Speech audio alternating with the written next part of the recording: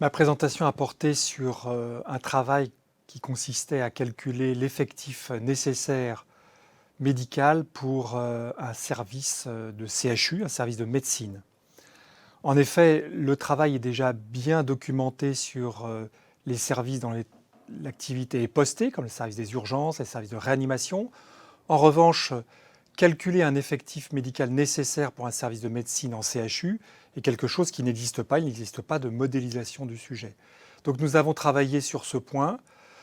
en prenant tout simplement les postes de travail indispensables d'un service, la visite, la contre-visite, l'astreinte, les activités médico-techniques en gastroentérologie, il y a beaucoup d'endoscopie par exemple, les postes dédiés à l'hôpital de jour, à la consultation, mais aussi au travail non posté, c'est-à-dire le travail de réunion de concertation pluridisciplinaire qui maintenant existe en cancérologie, mais dans bien d'autres domaines et qui prend un temps important dans une semaine d'emploi du temps médical, et un temps pourtant nécessaire pour prendre des décisions de qualité.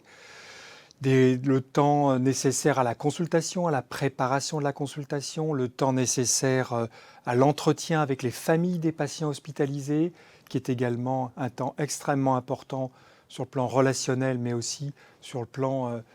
humain. La somme de tous ces temps comptés a permis d'obtenir un nombre de quarts de journée de travail ou de demi-journée de travail qui a été comparé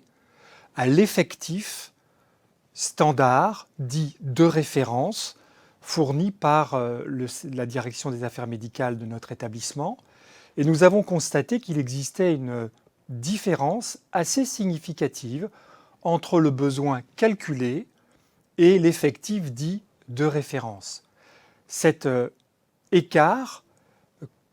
se mesure en nombre d'équivalents temps plein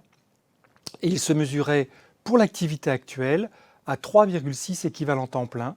de médecins manquants pour réaliser une activité selon les critères de qualité 2022. Et quand on ajoute à cette activité actuelle l'activité qui devrait être faite, c'est-à-dire par exemple la seniorisation de toutes les visites de secteurs hospitalisés pour les patients hospitalisés, comme le veut la réforme du 3e cycle des études médicales, où les internes doivent être seniorisés pour la réalisation de cette activité, eh bien, on aboutit à un écart de 5 équivalents temps plein entre le calcul des besoins nécessaires et l'effectif de référence. Ce travail n'avait pas pour objectif de revendiquer immédiatement 5 équivalents temps plein ou 5 postes de praticiens hospitaliers. Ce travail avait pour but de mesurer cet écart qui, nous le pensons, participe à la difficulté de ressenti de l'activité d'un médecin hospitalier, à cette altération de la qualité de vie au travail, à cette difficulté de finir les journées, finir les semaines, qui aboutit inexorablement à la fuite de nos plus jeunes collaborateurs. Et donc c'est un